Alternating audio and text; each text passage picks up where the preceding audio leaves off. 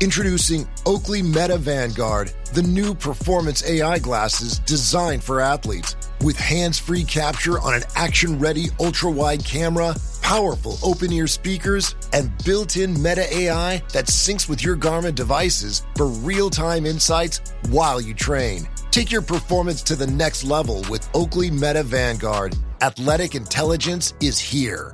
Learn more on meta.com. Meet the computer you can talk to. With Copilot on Windows, working, creating, and collaborating is as easy as talking. Got writer's block? Share your screen with Copilot Vision to help spark inspiration, and use Copilot Voice to have a conversation and brainstorm ideas. Or maybe you need some tech help. With Copilot Vision, Copilot sees what you see. Let Copilot talk you through step-by-step guidance so you can master new apps, games, and skills faster. Try now at windows.com/Copilot. The family that vacations together stays together. At least, that was the plan. Except now, the Dastardly desk clerk is saying he can't confirm your connecting rooms. Wait, what? That's right, ma'am. You have rooms 201 and 709. No, we cannot be 5 floors away from our kids. The doors have double locks. They'll be fine. When you want connecting rooms confirmed before you arrive, it matters where you stay. Welcome to Hilton. I see your connecting rooms are already confirmed. Hilton, for this day. This episode is brought to you by Indeed. Stop waiting around for the perfect candidate. Instead, use Indeed sponsored jobs to find the right people with the right skills fast.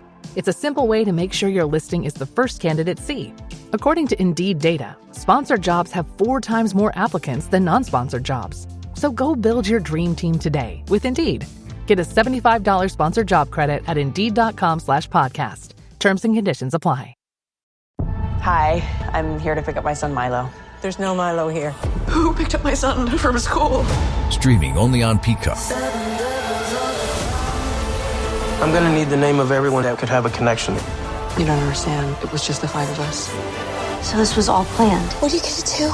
I will do whatever it takes to get my son back. I honestly didn't see this coming. These nice people killing each other. All Her Fault. A new series streaming now only on Peacock. If you are a fan of defenses, have we got a football team for you to watch? The Eagles' defense is dominant for a second straight week out of the bye, taking down an NFC North playoff contender, and Eric and I are here to break it down. So welcome into Postgame Live. I'm your host, Shane Haff. Give me a follow on Twitter at Shane Haff NFL, joined also by Eric. Give him a follow on Twitter at Eagles X's and O's. Eric, man, initial thoughts. Just taking a deep breath, stressed out at the end of another game here. Where are you at mentally right now after that one? Imagine you're a player on the offense and you see the defense just absolutely cooking over there, and you know that you have the number one most amount of money invested in your unit, and you're going against a secondary that's banged up, and you're like, have little to no success. If you look, they were negative 9.5 EPA total out of Hurts, just a 35% success rate throwing through the air. And one of the things that was odd was the forecast called for 15-mile-per-hour winds with gusts up to 35. And Jalen Hurts had one of his highest ADOTs, average depth of target, for the year at 13.1. He was throwing floaters like to the intermediate part of the field, and they're getting blown all over, and it made no sense because they had been throwing a lot more underneath when it was pristine weather. And then the defensive side was an absolute masterpiece, reminiscent of the Super Bowl. They didn't, like I thought, they were giving up that deep dig over and over, and you could see in the Packers game, it was the same thing, but it takes time for that to develop. The pass rush just collapsing in. I mean, it is unbelievable to see the difference between before they got Jalen Phillips and now. He's playing incredible. I'll go ahead and say, like, yeah, I was probably wrong saying a third was a little bit steep. Now it seems like a joke the way he's playing. Just the tale of two sides. What are your thoughts? Yeah, I mean, man, the pass rush, just night and day difference over what it was before the bye. And I was trying to look up the pressure stats. And nothing from Next Gen Stats is up yet, but PFF's initial charting shows that Goff was only under pressure on 1% of his dropbacks, and I think that's not even remotely close. Like, that doesn't even seem in the ballpark. It felt like, I would say he was kept clean on like 31% of his dropbacks. But, last week it was about 50-50 against Jordan Love, and this pass rush came alive. It helps your secondary. And I mean, obviously Quinyon Mitchell played awesome last week. He had a great game again this week, I think. But you even saw Adoree Jackson.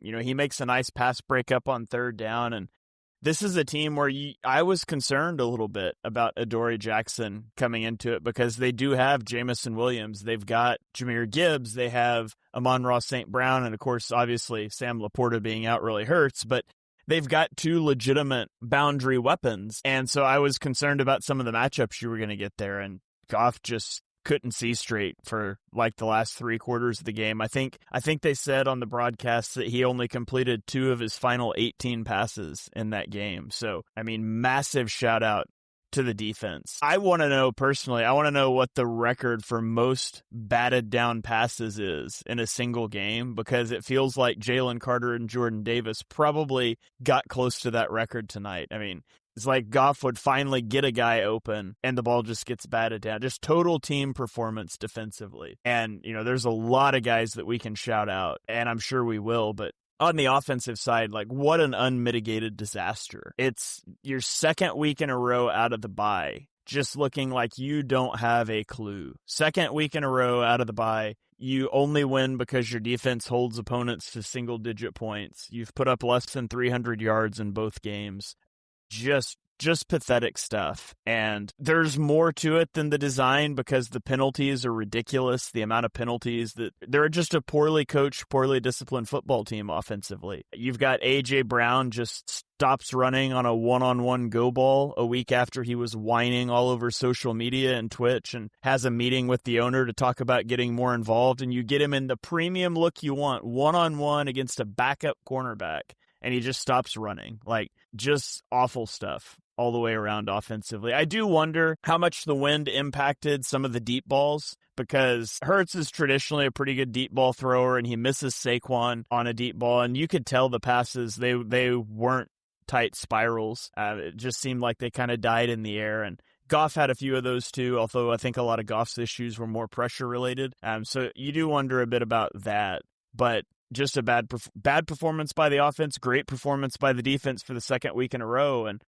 I don't think this is sustainable, but the Packers and the Lions are 2 of the biggest contenders in the NFC. And you think about the other 2 teams that are out there that could, or the other 3 teams, I guess, that could potentially challenge you. Seattle will fold like a lawn chair if they face the Eagles pass rush. Sam Darnold, I mean, he had an awful game today. He can't do anything against pressure. The Bucs, I just think they're still so beat up. It really, I think, comes down to the Rams. Like, Stafford's really good at mitigating pressure in some things. And so, not putting the cart ahead of the horse, it doesn't feel sustainable, but you start looking down matchups and you say, man, if the Eagles can get after a quarterback like this, maybe it doesn't matter that much. Yeah. And like, getting to the offense, the one thing that stuck out like a sore thumb is how many snaps these backup tight ends are playing. And you can get into the whole game of, look at their EPA in 12 personnel passing, but then their pass rate's like 30-something%. And when they run out of it, it's horrible. And Calcaterra, they're having him have key blocks. Like, the success of the play is depending on him. When he's like trying to kick out an end coming across, or there was one play where he's flexed and then inserts like into the B gap, misses 2 guys who then just stonewall Saquon. He's the worst blocker in the NFL. I'm not kidding. Like, and he played 34 snaps tonight. And that's just adding to his lead blocks. He's been in more snaps in run blocks than any other tight end in the NFL over the last 2 seasons, and he can't do it. Do you want to guess, out of his 34 snaps, how many routes he ran? 10? He was on the field 30 snaps as a blocker and 4 snaps running routes. Like, I've never 90-10. That's 90-10 split. Yeah, I've never seen a team more dedicated to putting bad football players on the field. Well, if you have like a defensive assistant in the booth and he's going, Oh, hey, Kelvin, every single time they put Calcaterra in, it's 89% of the time it's a run. All right, get the linebackers in and just flow downhill. And it's unbelievable how they're telegraphing what they're doing. They come out in that stupid okay, the fullback dive, that's a fine play. It's a gimmicky thing it's an unscouted look. That's how it works. Andy Reid, he'll have these gimmicky plays that are unscouted and they can work in a one sample size. Maybe you use it 8 weeks later, but to run it back the very next week and the Lions are all over it, it's really comical. Now, I wanted to go through this really quickly, that there was 10 concepts I'd run against the Lions defense. I put this thread on Twitter. And so he got weak side swing pass to Saquon. They ran a swing pass to Saquon. Mesh against press man. They ran mesh. Rub route fade to Devontae. I don't recall them doing that. They ran a tunnel screen, but they had the holding on that. A QB lead versus their amoeba front. They did that to success. Under center misdirection run. That was like their first play of the game and their second run of the game as well. A Devontae condensed isolated alignment running a whip route. They didn't do that unless it shows up on all 22. Sideline fade to AJ. I don't recall, unless you're going to call that one where he jogged a sideline fade. And then same shotgun crack toss. They ran a fake and then a flip toss over to Saquon kind of naked out there. So they ran quite a few of the concepts to some success. And like you had mentioned earlier, the amount of times they shot themselves in the foot, it's just maddening. Like, for a team where their core principles is like avoid the negative plays, make sure you control what you can control, the things that take no talent, well below average in that department. So where's the disconnect? Like, if they're actually prioritizing it and they're clearly poor at it, what's happening there? Do you have any thoughts? Yeah, I don't know. I don't know where to go with the offense. I think the biggest positive for me in this game is that they got an empty and they ran with Hurts a few times, because I've been begging for that. Like, it's such an easy button, especially when your offense is just struggling so much. And I really wanted them to do that on that final drive when they had the 3rd and 3 before the penalty. It's just like, just go empty and spread them out, and you can take your slant look if you like one, or you can just run it. And so I liked that they showed a little bit of a willingness to run with Hurts, but the offense just doesn't execute well enough. Even the things that are good design, they don't execute well enough. Jordan Mailata, it seems like he has a dumb penalty every week now. Lane Johnson, we maybe are in the snake bitten season where he's just going to leave every game with an injury. Cam Jurgens leaves with an injury. Like, the only consistent guy that you have on the offensive line is Tyler Steen. Who would have thought that? The guy that's actually staying on the field, not committing penalties. And, so the offensive line has struggled. I still think Saquon's played awesome. I thought he had some really good, 2-yard runs in this game that should have been losses that, the impressive 2-yard run varieties. But I was curious. I want to ask you. So the Eagles, now down near the end of the game, they go for the tush push on 3rd and 1, and they don't get it. And so they lined up and they pushed it again. I want to hear your thoughts on that. What did you think of that decision? Yeah, by the way, here's the full situation. It's 3 minutes left, 4th and inches at your own 29-yard line, up 10. Yeah, I would have tush pushed it. Okay. And just to talk about the play calling at large, and once again, there's always a caveat that until we watch the All-22, we're not going to put a stamp on it. I thought it was pretty good. Like you mentioned, the operative word here is execution. It was really bad. The passes fluttering into the wind. I mean, Hurts, he's a great touch thrower. He is not a guy who drives it with a tight spiral and velocity through the wind. And that actually affected Goff too. Goff has a bit of a candy arm. He can throw that frozen rope about 25 yards over the middle on that dig. Beyond that, that thing's going to have some loft on it.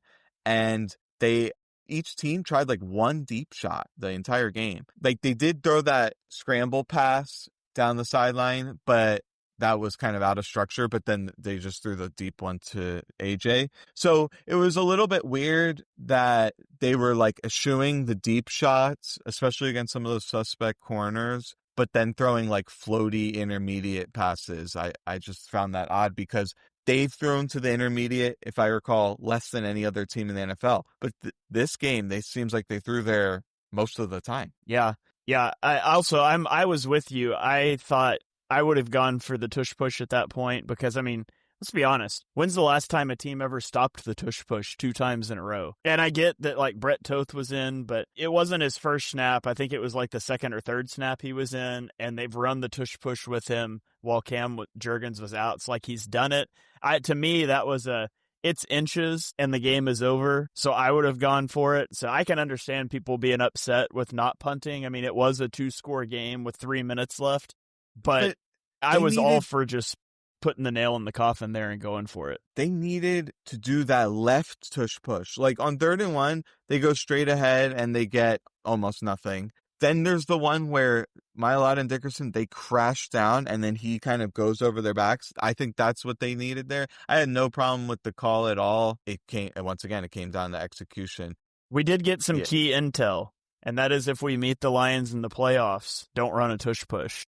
I wouldn't do it again. Like in the playoffs, third and 1, a 3rd and goal from the 1. I'm probably going to something else at this point because they kind of showed me tonight they can stop it. I was going to look and see how many QB sneaks. How many they ran? Well, they had the penalty on the one. Is that the only 2 tush pushes they ran?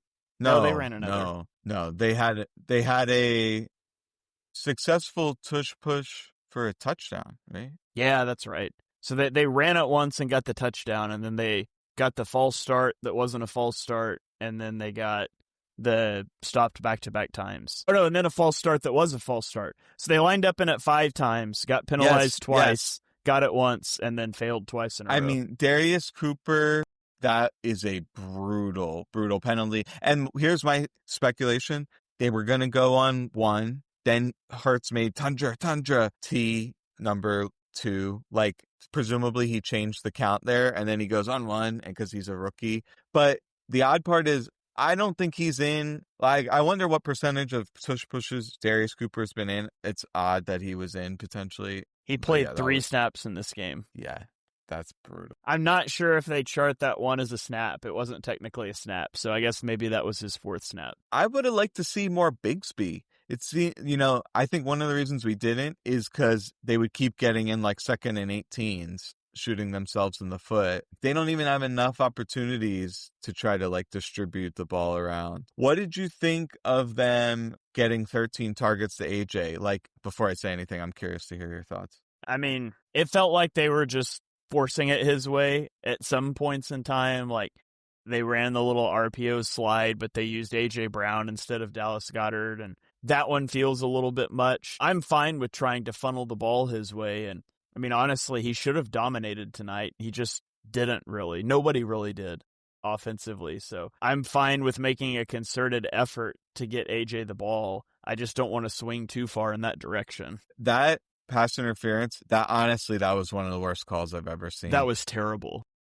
I mean, in what world is that a penalty? I can't believe they called that. And it's a terrible play call. Like, 3rd and 8, can't, like, hitch to the sticks. That is going to be the most, like, blasé, like, predictable route that has very little chance. And honestly, hitch to the sticks on a night when you were 1 for 3, 6, 7, 8, 9, 1 for 9 passing over 10 air yards too, by the way. And they got the hitch to the sticks, though. I literally think the last time they got that was against the Rams when A.J. Brown just bossed the guy.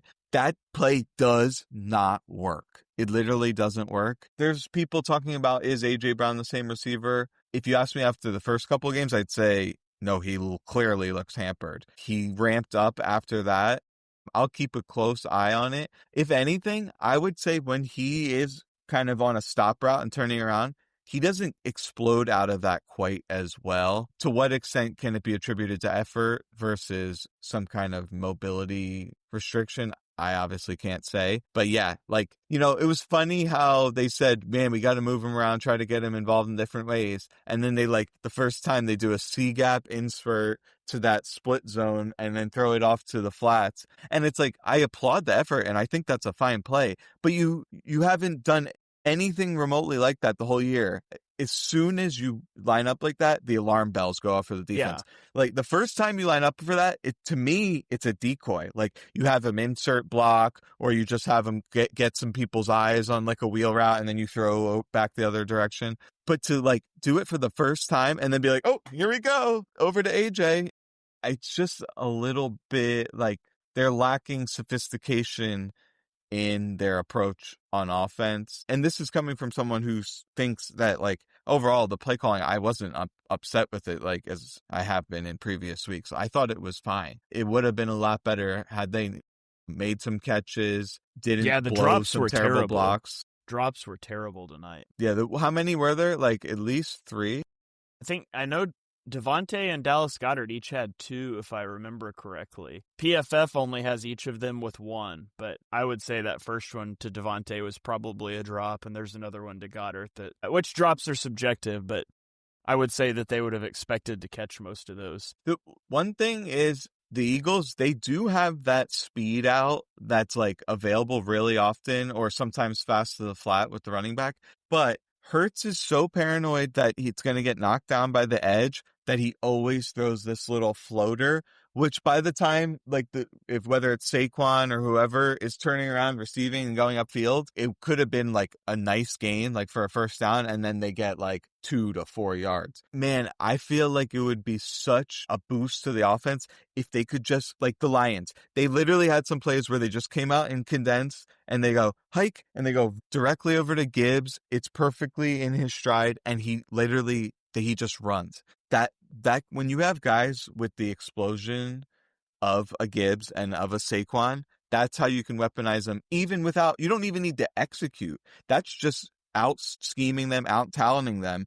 But the Eagles, they like most of their plays, it seems like it requires elite execution for it to be successful, and they haven't executed at that level. Yeah. The last thing I want to touch on offensively is I feel like it's the second week in a row that Nick Sirianni has majorly bungled an end-of-game situation. So last week, it was the run to burn the timeouts, and then they go for it on 4th down when they should have punted. This week, and I tweeted it, when the Eagles got the ball back, I said, decide right now, are you trying to run their timeouts out, or are you trying to pick up a first down? And like maybe you break a run and pick up a first down anyways, but like you've got to decide, don't do it halfway like you did last week. What do the Eagles do?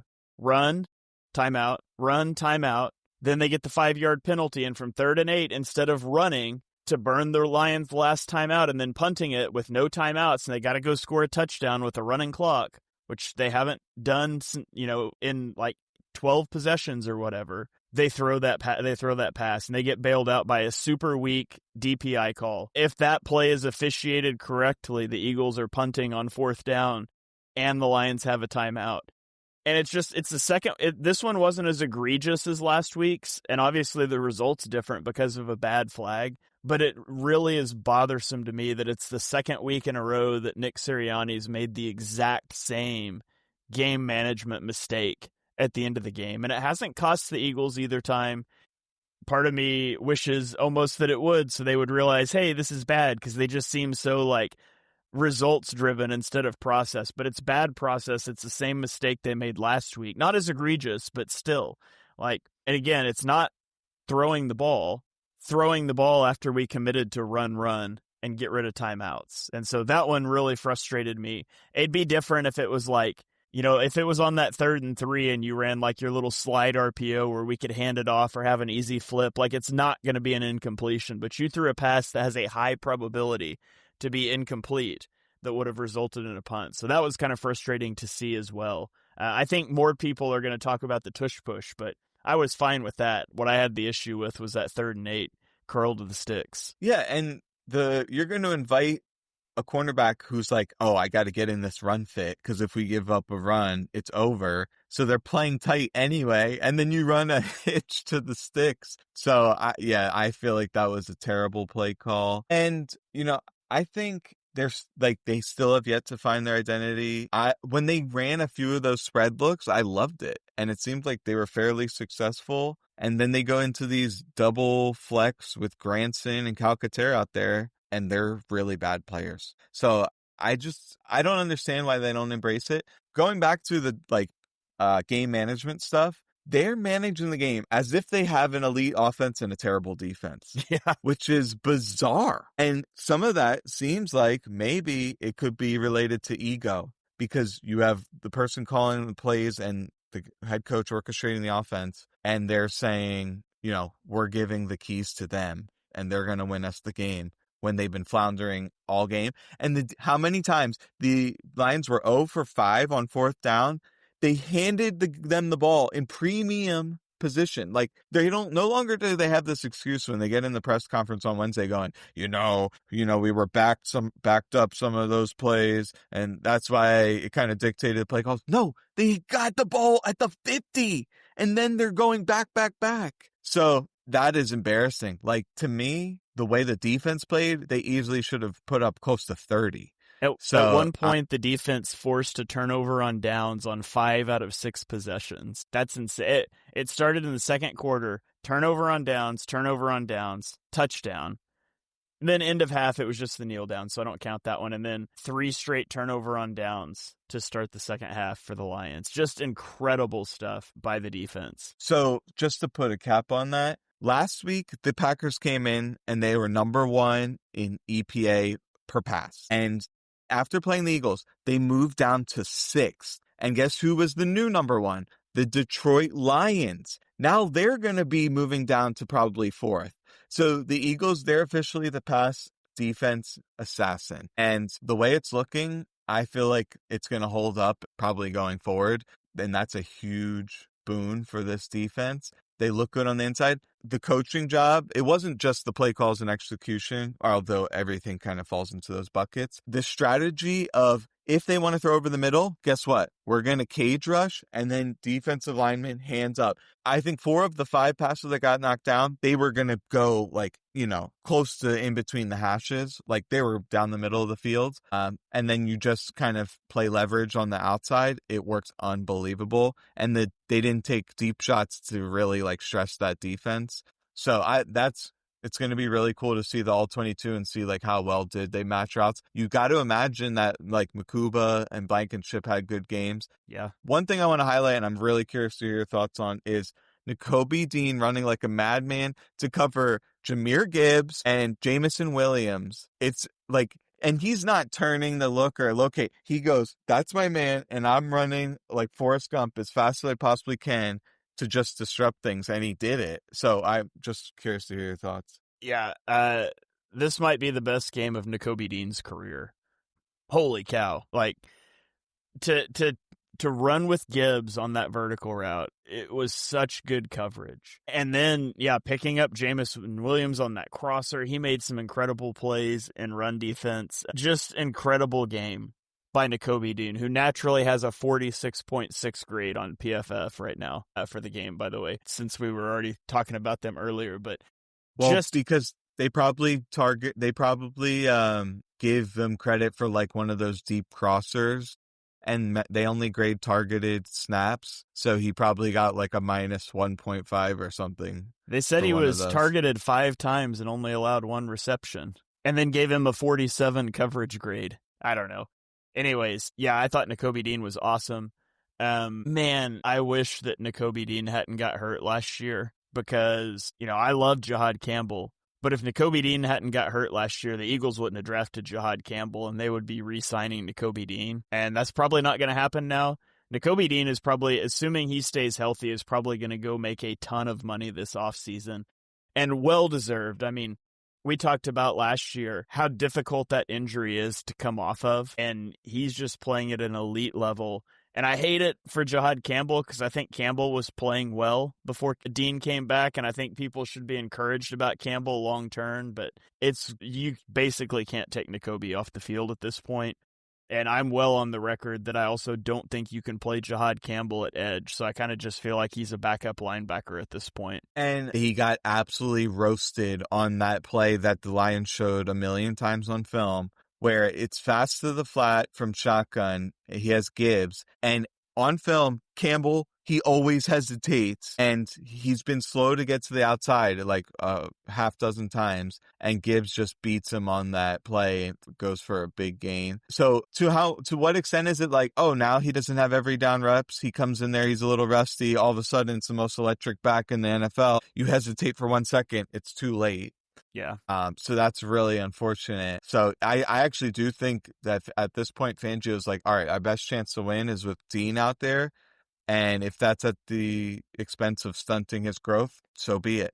But I don't think it stunts his growth that much if you just make him a backup linebacker. I think it's a bigger issue if you start making him an edge. Well, yeah, but to the extent of like a player getting NFL experience, like if he ended the season with 600 snaps or 300 snaps, that could make a significant difference to his development. He probably is already at 300. But so, yeah, I mean, and then talking about moonlighting at edge, absolutely not, because the guys they have in there are cooking. I think, Nolan Smith and Hunt kind of rotating. Phillips seems like he's on the field every single play. That seems to be bearing dividends, because those guys, when they're, have their wind, they're actually making a much bigger impact. So you get that multiplicative effect of adding Phillips. Everyone else gets better too.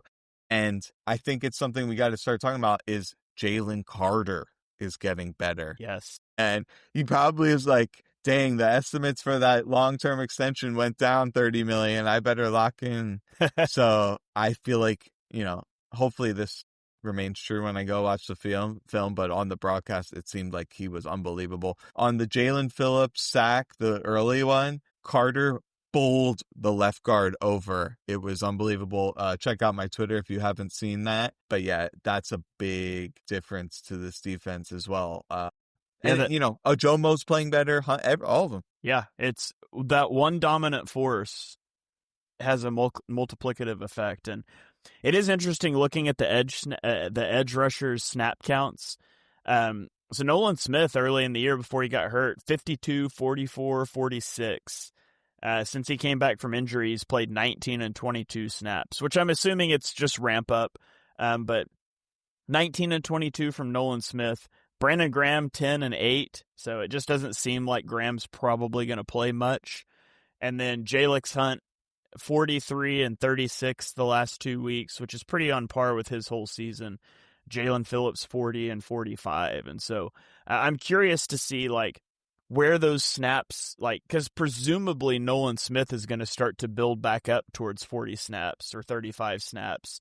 And I guess some of those snaps are probably going to come from Jalix Hunt. I would imagine that's sort of how they balance it out. And it just mostly seems like Brandon Graham's going to be like a single digit to 10 snap type of guy. Yeah. If you had to criticize anything about the defense, they had 2 or 3 plays there where they just let Gibbs run absolutely wild, and then Williams. Quinyon, it's one of those things where you really have to watch the film to fully say, but at first glance, it looks like this is one of his best games ever. Per Next Gen Stats, Quinyon Mitchell did not allow a reception on any of his 6 targets, tied for the most targets without allowing a reception in a game in the last 2 seasons. He played 39 snaps in coverage, which is tied for the 3rd most coverage snaps by an outside cornerback in a game without allowing a reception. This was his 3rd game of the season where he didn't allow a reception. He has allowed just a 42% completion percentage in coverage this season, the lowest by any player with 50-plus targets since 2018. And so what they're doing now, it seems like increasingly, is they're saying, Quinyon, you're just nullifying whatever threats over here. We're rotating the coverage to flood the other side, and that's insulating Adoree Jackson. It's probably making Makuba's job easier. And if you look around the league, the Broncos are doing this as well.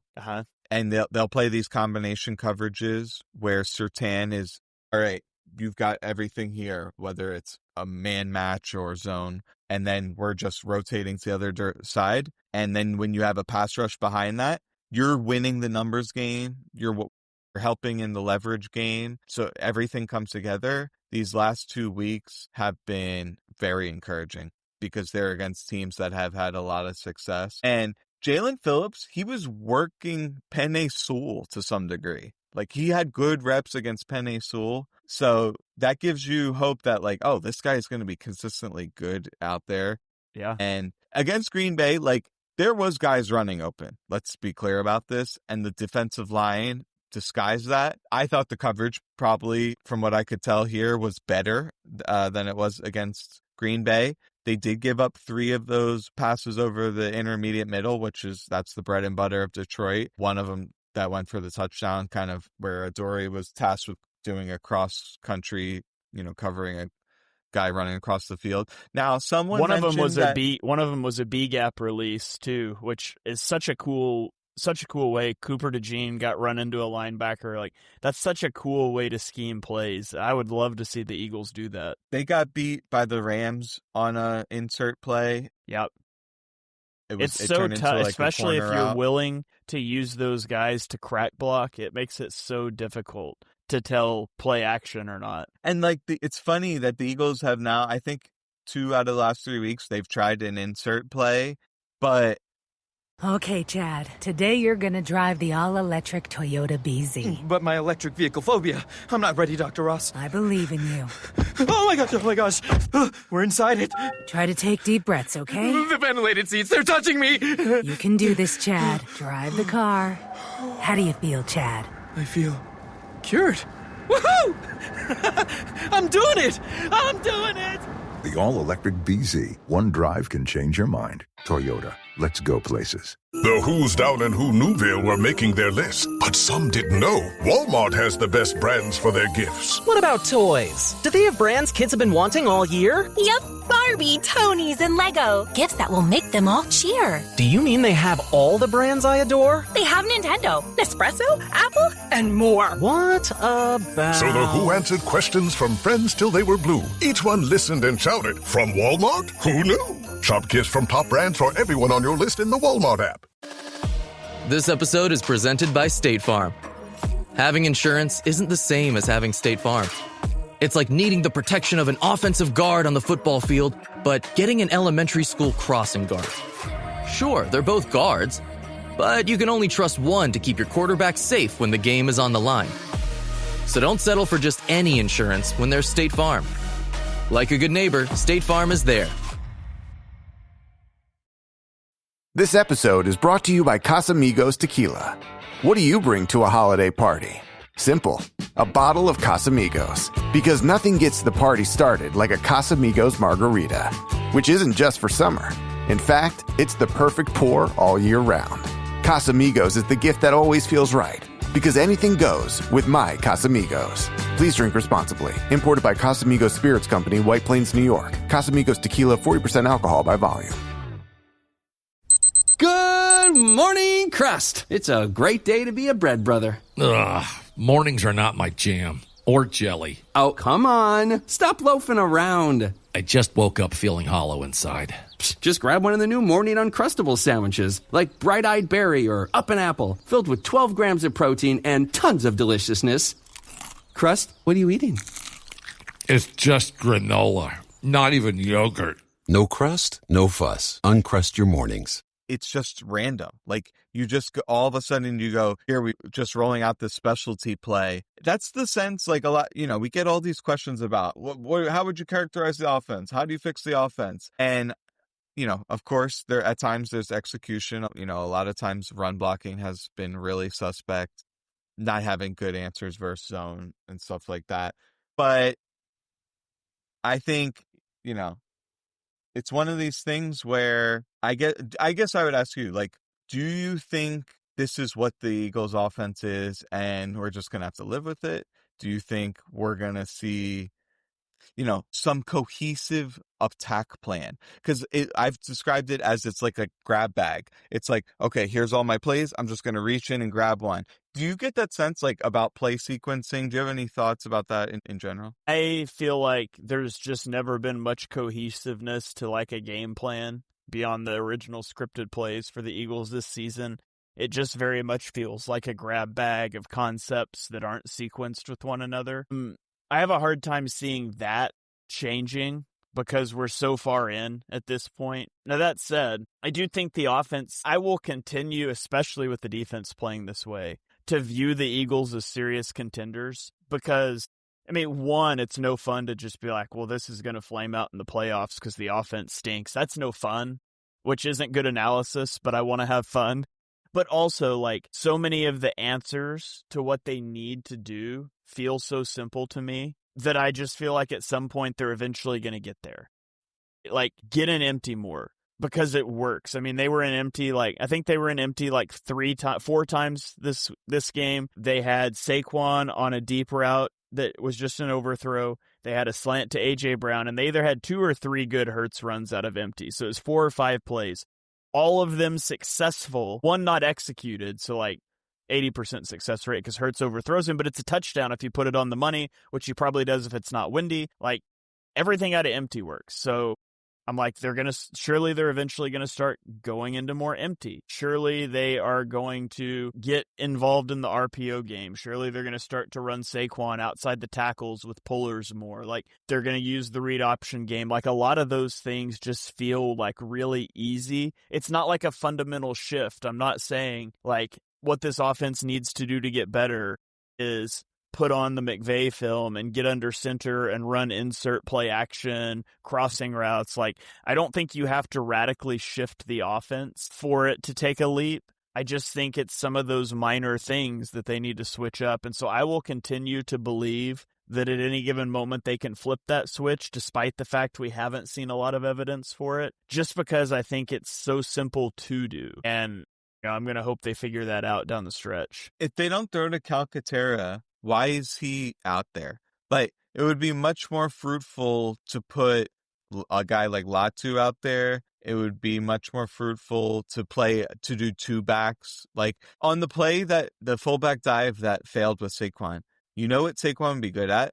Lead blocking with a lot of momentum. You could just run a toss play or stretch play to Bigsby with Saquon lead blocking. I think that would work. You could fake that and then you hand it on a fullback coming across to Saquon. So, yeah, like, one of the things is if you put something on film that's a little unorthodox for you, the next time you come out in that formation, you should be doing something to scaffold off of that first play, not just going, oh, the same unscouted look twice in a row. So I just can't see the justification for that. But like I said, I didn't think the play calling was horrible. The one that really got me, and I'm curious to hear your thoughts, is they're cross midfield, it's second and floor, and then they call that Yankee, like the post and the cross, max protect, and the world caves in on Hurts, and then he just takes the sack when they couldn't take a sack. Yeah. Yeah.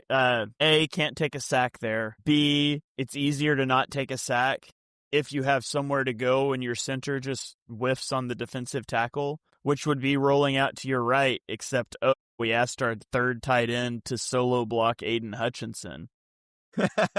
Just like, I mean, you remember how much crap Eagles fans gave Kyle Shanahan about blocking Hassan Reddick with a backup tight end when Brock Purdy got injured in that NFC playoff game a few years ago? Like, that was that level of stupid. And there's legitimate reasons to block a defensive end, particularly if you're like booting away from him. That would be fine. But yeah, that was just, I hated everything about that. I would still like for Hurts to not take a sack there, but yeah, the execution up front and the design there did not help at all. Yeah, and I don't understand why they insist, like, Fred Johnson comes in, and then you have him and Steen on the right side, and it seemed like they ran like more than 50% of the runs to that side, and then both of those guys are getting blown up. Then they come out in that stupid pistol play and run stretch, and just like the last time twice against the Broncos, Juergens got bench pressed in the backfield. Like, that does not work. Get rid of it. Yeah. They're horrible in pistol. Pistol does not work. It's like, the concept of pistol is great. Everything other than that is horrible. So I would throw that in the bin. Asking you, what, obviously, other than just executing better, and I don't even know like what we could suggest for that to happen, what would you like to see? I know you talked about how much you love empty. Is there another like 1 or 2 things that you're like, okay, the Eagles can hang their hat on this going forward? I like to see it. Yeah. Obviously empty is always my first answer with that, but I already talked about that. I would like more 3-man route concepts because the primary issue the Eagles have is facing zone. And it's hard to beat zone from these 2x2 looks with nothing crossing the field. And so you either need to get 3 receivers on the same side to start with, or go 2x2 but have some crossing routes to really flood zones. And so 3-man route concepts, pin pull run concepts, I really like. I think the Eagles are good at those. Now, obviously, the offensive line is pretty banged up, and so, I don't know how viable that is necessarily, and then I feel like the Eagles have been so good, like A.J. Brown particularly has been so good on like those deep comeback routes over the course of his career, where, especially when you end up in single high, that you can run that 15 yards and then stick that foot in the ground, and he thinks you're going vertical and the ball's already out. Like, I feel like Jalen has thrown that with a lot of anticipation over the last couple of years, and that just seems totally gone in favor of hitches and curls this year. So I would like to see him try to get back to that. But yeah, the big things for me are empty and 3-man route concepts. Yeah, and frankly, as I look across the league, I don't think you see a lot of like, just go on the outside and run a comeback for whatever reason, because I think it's a good play, especially with the guys that they have. And I think the hitch is bad. And I can't imagine that there's something that's like would limit him from running a deep comeback that isn't also true about a hitch. So, a hitch, there's really 2 main purposes for it. One is in against the zone defense where maybe they're not matching quite as quickly off of the line. You have an opportunity that between 2 zones, you can hit them right as they're turning around. Generally, the ball is out like as they're turning around. And then by the time they fully turn around, it's on them. Well, the Eagles, they don't have that. They don't kind of throw hitches right on the break. The other one is you're trying to suck a zone defender down so that you can hit behind him. But the Eagles don't throw to the intermediate deep part of the field like we saw with the Lions on a couple of those digs and crossers. So ultimately, a hitch is not a very good route for the Eagles to run, but they seem to run quite a bit of them. And especially when you run plays where you're running like 3 hitches. Hank is one of those plays that has 3 hitches on it of varying depths. So, the hitch has merit. It may have more completions than any other pass over the last couple of years, but it's not conducive to success for this team. And the funny thing is, crossers would suit their skill sets, but they don't seem to run them. I think Deniz did a study on this and saw that if you look at the top 2 receivers for each team, the percentage of routes that included them crossing the field, the Eagles was the lowest. So, yeah, if you want to actually be able to attack zones, I think you're going to have more crossers. Yeah, 3-man combinations and throw on the break. Yeah. Also, just get Grant Calcaterra off the field. I looked it up here. He has played 236 offensive snaps this year, and he has 40 receiving yards. He's been targeted on 2% of his plays he's been on the field. So he's a blocker. He's literally a blocker. He's a blocker and a bad one. Yeah. And I'm not even being hyperbolic when I say I've never seen a tight end who's as bad as blocking as him. And if people remember, he was like a quasi receiver in college. He's a quasi receiver in the NFL too. It's actually comical to like put him in line and have him try to block defensive ends for 2 seasons. He can't do it. It's a bit, it really hurts this team. They were starting to replace some of those snaps with Fred Johnson in the jumbo.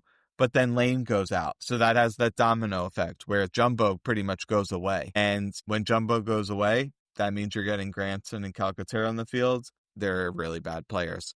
And it's funny because like they had some 12 personnel passes that were successful. Maybe they turned into drops, but like ultimately the play was a good play call. But they can't run out of it at all. And you don't want to say, okay, we're hanging our hat on throwing out of 12 personnel when one of the guys has 4 catches all year. Is that what you said? Yeah. 4 catches? Yeah.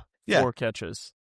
Like, so just put Fred Johnson in it as a 6th offensive line and throw him the ball 4 times if that's what you want to do. It'll probably be the same result. Yeah. So you can run 11 personnel and add a offensive lineman. Then you get all of your best players on the field. You still have the ability to run, because even though you have 3 receivers, you have an extra offensive line. But then you have one of the guys running the routes is a Jahan Dotson compared to Grant Calcaterra. So, yeah, I mean, if you're trying to hopefully Lane gets healthy, because I would just pretty much replace the 12 and 13 personnel with the one where you add an offensive lineman. So the 13 would become 12 with an extra offensive lineman, and then you can run 11 with the 6 offensive linemen. Yeah. Yeah, I agree 100%.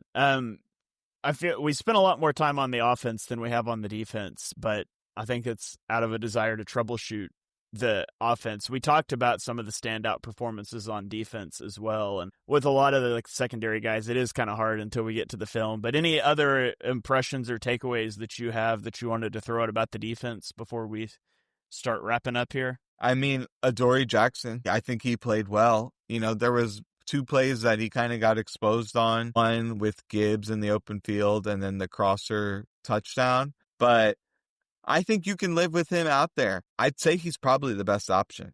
There's a reason that Bennett is not getting in there. When he did in his limited snaps, he didn't seem to have a good handle of the scheme. I do think he's probably the most physically talented guy, but they probably just value reliability, especially because you have Bennett and Makuba to one side. You probably are not trusting that like in a big game. So yeah, he has his warts, but there's a little bit of a, hey, let's not throw at the second best corner in the NFL.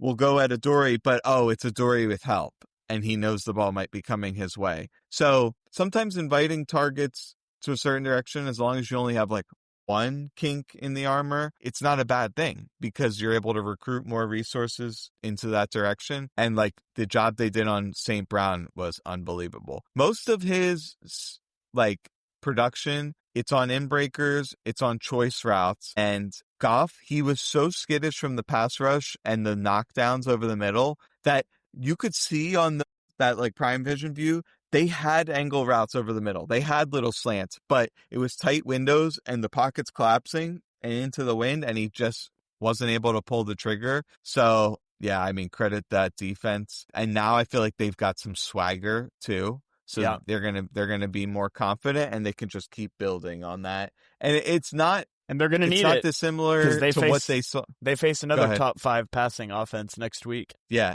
Now, really, this is gonna be where push comes to shove for the offense, because against that miserable Giants defense, they were able to finally have success, and they ran a lot of that gap scheme, the same side tosses, and so on. And the Cowboys defense is unbelievably horrible. So if they don't have a good offensive game, that's a big indictment. So really anything you want to do, the Cowboys, once guys get running into the second level, they're just running free. They're like a slow defense. They don't seem to tackle particularly well. They have coverage busts. Even when they're in good position, they commit flags. They give up bombs. So there's going to be opportunities to attack this. And then maybe the offense can start to build a little confidence. 13-10 game incoming. Yeah, it would be unbelievable. Now, we saw last time, CeeDee Lamb, when he got against Adoree, it was game over. That's going to remain true. So I expect them to help him out significantly. That's going to funnel targets over to Pickens. I'm just assuming I'm up to date on injury, that all their guys are still playing. But, that is one matchup that's tough. Like, I feel like Pickens is one guy who would maybe give Quinyon, it's not like he's going to dust him, but that's a tough matchup. And I think they're probably going to funnel a lot of targets that way. Dak loves to throw one-on-one balls down the sideline, so I think we're going to see some fireworks next week. Yeah. Well, we will have a one-day rest advantage on the Cowboys, who play tomorrow night on Monday Night Football. But Eric, before we get out of here, let's do our player of the games, and I'll give you first crack at it here. So who are you naming your player of the game for this one? I'll say, Quinyon. I think, they've got 2 really good receivers of completely different skill sets. Like you mentioned, no one had been in that many coverage snaps and not give up a reception all year. It seemed like he was in the hip pocket all night. It wasn't like lucky plays. He was completely smothering the receivers. And it's that bonus effect of now everyone else can divert their attention to other threats. So that frees up everyone. So yeah, Quinyon is probably the player of the season for that defense. Yeah. That's a great pick. There's so many guys you could go with defensively. Brett Eclipse with a good shout out here. Jake Elliott, honorable mention for player of the game. Yeah, that field goal that he hit in the wind to put the Eagles up 2 scores was huge. I'm going to go with Nakobe Dean. I can't say that that was the best game of his career and not give him a shout out for player of the game. So I'll go Nakobe Dean. Made a couple of big splash plays, had that nice sack. But again, there's so many you could legitimately go with Jalen Phillips, Jalen Carter. You could go with Moro Ojomo. Davis. You could go with Jordan Davis. The entire defensive line. So one thing is for absolute sure is that it's definitely a defensive player. Like the top 10 players of the game all come from the defense this time around. So just for reference, the Cowboys, they're ranked roughly 5th in the NFL in offense, kind of right in the zone with Detroit and Green Bay, who we obviously saw we had success with, but they are 31st in defense, just above the Bengals, below the Commanders and Giants. So talk about a get-right game. I'll say if they don't have success against the Cowboys, that's officially DEFCON level 2. So, yeah, I think, they're going to have to play good because I think the Cowboys probably will put up, a couple touchdowns. So I don't think this is a game where they just roll over them. And it doesn't seem like the Eagles do that anyway to any team. Yeah. So, all right. Well, that is going to about do it for our post-game show. Thank you to everybody who is still hanging with us at 12:40 in the morning on I was about to say on a Sunday night. That doesn't make any sense. 12:40 in the morning on a Monday. Appreciate you guys tuning in after that game. Make sure you're subscribed to the Eagles Pinpool Network. There's going to be a lot of content coming your way this week. All kinds of game breakdowns, previews of the Cowboys game. If you are not in our Patreon, consider coming to join us there at patreon.com/Eagles Film Room. You get lots of exclusive content from Johnny and Eric and I. I should have my past game review up tomorrow afternoon. Eric will have a player spotlight later this week. Johnny will have a preview of the Cowboys. Eric will have a written piece as well. All kinds of stuff coming your way on Patreon, so you can come support us there if you want to.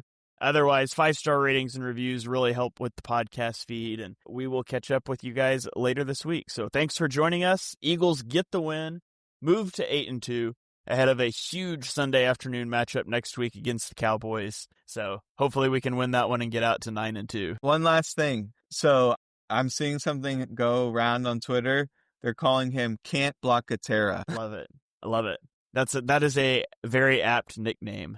And we needed to lead off the show with that, but I'm not clever enough to come up with that. So there you go, guys.